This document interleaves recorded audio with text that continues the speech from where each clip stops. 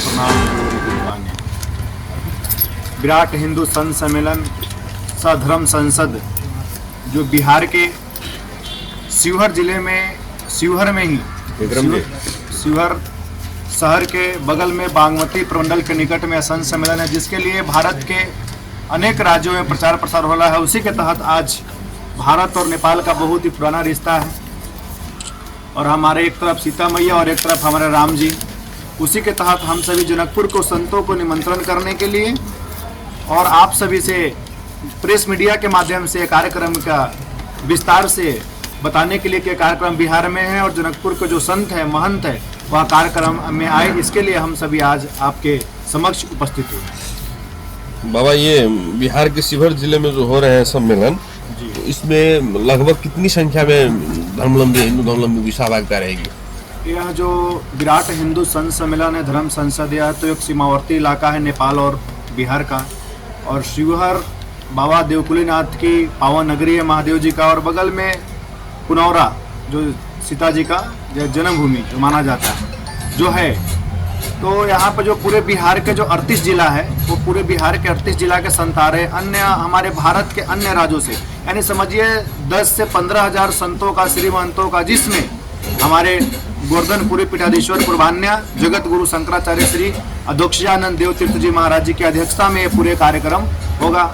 जितेंद्र सरस्वती जी है हमारे संत समिति के राष्ट्रीय महासचिव है, और बिहार के पूर्व डीजीपी चर्चित आप सभी जानते होंगे गुप्तेश्वर पांडे जी का नाम सुने होंगे, अभी वो भी महात्मा हो गए, जगत गुरु है, तो वह भी उस कार्यक्रम में आ रहे हैं। और श्री महंत महामंडलेश्वर जगत गुरु अन्य जितने मठाधीश है भारत के वो सब इस कार्यक्रम में आने वाले हैं। उसी को निमंत्रण देने के लिए मैं हर एक जगह जाकर संतों को निमंत्रित कर रहा हूं और प्रेस मीट के माध्यम से मैं उन्हें बता भी रहा हूं कि आप आइए और सही देखन जोगु, यह देखने योग्य दर्शन करने योग्य कार्यक्रम है। आयोजक दास ही है। आप ही हैं? जी जी। आप कौन चीज है? नेता हूँ और महात्मा तो हुई आपके समक्ष में हो, तो सन्यासी का तो कार्य धर्म का आयोजन करना, उसी के तहत है सब कार्य। और ये सम्मेलन का मूल अभिप्राय क्या है, क्या उद्देश्य से रखा जा रहा है सम्मेलन? उद्देश्य इसका यही है, मैं बार बार कहता हूँ, हर एक मंचों से कहता हूँ कि हम भारत में हमारी सबसे पुरानी सनातन रहा है। सनातन वो है जो कभी मिट नहीं सका है। जितने धर्म है, मैं हमेशा बोलता हूँ, जितने परंपराएं है, यह सब क्या है, बोले यह सब एक परंपरा मजहब है, लेकिन धर्म सिर्फ सनातन है, यह उसकी आयामें हैं। और आज देखा जाए हर एक देशों में हर एक जातियों का अलग अलग कंट्री बन गया है, लेकिन हिंदुओं के लिए भारत और नेपाल के सिवा दूसरा कोई देश नहीं है। तो मुझे लगता है संत सम्मेलन के माध्यम से इसका एक ही लक्ष्य है, हमारा सनातन मजबूत होना चाहिए, हमारा हिंदुत्व मजबूत होना चाहिए, गौ रक्षा रुकनी चाहिए, और हम सभी जो जातियों में हिंदू बटे हुए हैं वो जातियों को छोड़कर जब धर्म का विषय आए तो एकजुट होकर एक मंच पे आए। इसी को लेकर यह कार्य है जो भारत को पुनः, हिंदू राष्ट्र तो भारत था ही, पहले भी है और आज भी है, भारत में रहने वाले को हिंदू ही कहा जाता है और भारत हिंदू राष्ट्र हो, इसके लिए आया। अच्छा, ये अभी जो निर्वाचित कार्यक्रम तो नहीं है? निर्वाचन देखिए, मैं बार बार कहता हूँ, राजनीति के बिना धर्म अधूरा है और धर्म के बिना राजनीतिक अधूरा है। जब तक दोनों का समन्वय नहीं होगा, जब तक आप देश और राष्ट्र और राज्य को नहीं चला सकते। इसीलिए देखा जाए तो सीधा वो भी आप विचार कर सकते हैं, लेकिन राजनीति कम है, वो नॉन पॉलिटिकल मंच है और उसमें सिर्फ धर्म का ही बात होगा, उसके सिवा दूसरा कोई चर्चा नहीं है। आप से भाजपा का नेता हूँ, लेकिन मैं एक महात्मा हूँ और मेरी भी एक पर्सनल दायित्व है, और महात्मा होने के नाते मैं आज़ाद भारत का एक नागरिक भी हूँ, तो मुझे ऐसे कार्य करने के लिए मैं आज़ाद हूँ, और एक सन्यासी होने के नाते मैं सनातन का हिंदू धर्म गुरु हूँ। तो इस प्रकार कार्यक्रम आयोजन करना मेरा एक लक्ष्य है और मेरा अधिकार है।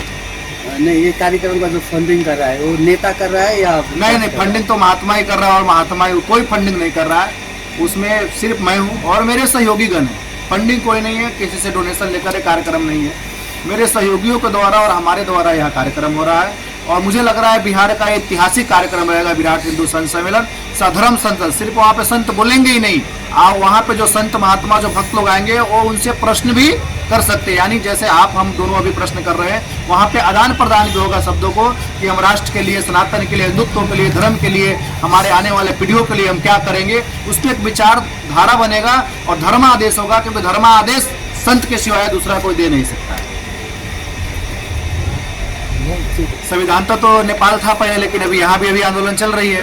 भारत पहले से, भारत आर्यावर्त है, अनेक भारत का नाम है, तो भारत में सिर्फ हिंदू होता, तो हिंदू होने के नाते भारत हिंदू राष्ट्रीय है। कि जब 1950 में जब संविधान लागू हुआ, उसके बाद अनेक प्रकार से भारत में तो बहुत लोगों ने राज्य किया, लेकिन आज भी अगर वहाँ के जो मुस्लिम भी अगर मक्का में जाते हैं तो उसको मुस्लिम कह के संबोधित नहीं किया जाता, उसको हिंदू ही बोला जाता है, यानी आप हिंदुस्तान से आए हो। तो मुझे लगता है भारत हिंदू राष्ट्र था, हिंदू राष्ट्र है और हिंदू राष्ट्र रहेगा। लेकिन आपने जो बोला संवैधानिक मान्यता दिलाने के लिए जिस प्रकार नेपाल लड़ रहा है, उसी प्रकार भारत के साधु संत भी भारत को हिंदू राष्ट्र बनाने के लिए युद्ध स्तर पे लड़ाई और आंदोलन शुरू है। कब तक सफल होगा?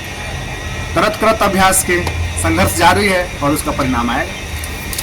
खास करके ये अभियान सब जो है बाबा जी, तो निर्वाचन के समय में थोड़ा तेजी पकड़ लेता है, आपको हिंदू की बात आने लगती है, मुस्लिम की बात आने लगती है, और उससे पहले थोड़ा शांत अवस्था में रहता है। आपकी बात उतना ही सही है, इसको कोई नकार नहीं सकता है, लेकिन चुनाव आने के बाद ही सरकार इस बातों को ध्यान भी देती है। उसके पहले आप कितनों चिल्लाओगे ना, तो सरकार भी इस बातों को ध्यान नहीं देता है। इसलिए मुझे लगता है इस समय जो कार्यक्रम होते हैं थोड़ा और उसमें जोर आ जाता है और थोड़ा जोश आ जाता है, लेकिन ये कार्यक्रम ऐसे हमेशा चलना चाहिए और मैं हमेशा किया हूँ। इस कार्यक्रम लगातार 3 वर्षों से मैं कर रहा हूँ। भाजपा के और नेता लोग रहेंगे, खाली संत मोहन भी रहेंगे। आने के लिए किसी को मना नहीं है, लेकिन वह मंच संतों का है। अच्छा, आप भाजपा के नेता भी है, कह रहे हैं बिहार में नीतीश कुमार जो प्रवेश किया है उससे क्या असर पड़ेगा? देखिए, एक आपने प्रश्न राजनीति किया है तो इसका जवाब भी देना मेरा एक भारतीय जनता पार्टी का कार्यकर्ता और सदस्य होने के नाते बनता है। आप जानते हैं प्रधानमंत्री नरेंद्र मोदी आने के बाद भारत की जो क्षमता, जो छवि जो विश्व में बना है वो अलग बना है। मैं बार बार कहता हूँ, एक राजा का अपने धर्म से क्या लगा होता है, जैसा राजा करता है प्रजा ही वैसा करता है। जितने राजा आए, जो संप्रदाय के थे, मत के, तो उस समय पूरा उसी प्रकार लोग ढले, उसी प्रकार धर्मांतर। लेकिन जैसे प्रधानमंत्री मोदी जी आए, आप सभी को, आप यहाँ के, आपको और गर्व होगा कि आप देखेंगे 22 जनवरी को प्रधानमंत्री जब गर्व से जिन्होंने शिला भूमि पूजन किया था और आज राम मंदिर का मतलब प्राण प्रतिष्ठा हुआ, यानी गर्व से वो बता रहे कि मैं सनातनी हूँ और सर्वप्रथम मेरा धर्म है। मैं बार बार कहता हूँ, हम तिलक लगाकर राजनीति करेंगे, आप टोपी लगा कीजिए, हर एक का धर्म। भारत एक ऐसा धर्म, भारत एक ऐसा राष्ट्र है जो किसी भी धर्म के व्यक्ति को रहने के लिए आजाद है, अपने धर्म पर सराह सकता है। लेकिन जो आपने प्रश्न किया नीतीश जी का, आप विचार कीजिए, एक प्रधानमंत्री, एक मोदी जी को हराने के लिए जितने दल थे भारत में वो सब एकत्रित हो गए। तो मुझे लगता है राजनीतिक में कोई हम भजन कीर्तन वाले पार्टी तो है नहीं, तोड़ना जोड़ना मेरा काम है। राजनीतिक रामचरितमानस को आप उठाकर देखेंगे तो सबसे बड़ा राजनीति कौन थी? मंथरा थी। शेक्सपियर ने रामायण पर जब शोध किया है और शोध करने के बाद उसने जब लिखा है, बोले सबसे बड़ा अगर राजनीतिक जो व्यक्ति को है, बोले मंथरा है। बोले कैसे? बोले चक्रवर्ती सम्राट महाराज दशरथ का पूरा बना बनाया खेल को एक रात यानी 12 घंटे में मंथरा ने पलट दी। जहां राम का राज्यभिषेक होना था और वहां राम जी का बना अभिषेक हो गया। मेरा कहने का तात्पर्य है, जो 26 दल नीतीश कुमार जी को प्रधानमंत्री फेस कर रहे थे, उनको चढ़ा रहे थे, नीतीश कुमार नॉन करेक्ट आदमी है, इसमें कोई शंका नहीं है। लेकिन हम राजनीतिक दल हैं और हमें गर्व है कि बिहार में हमने सरकार दिया है और डबल इंजन की सरकार है और आने वाले समय में बिहार तरक्की की ओर चल रही है।